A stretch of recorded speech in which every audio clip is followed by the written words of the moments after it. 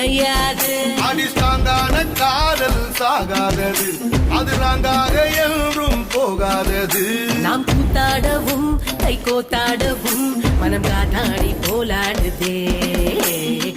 60 ஆயிடுச்சு, மணிவிட முடிஞ்சிடுச்சு, ஆனாலும் லவ் ஜோடிதான்.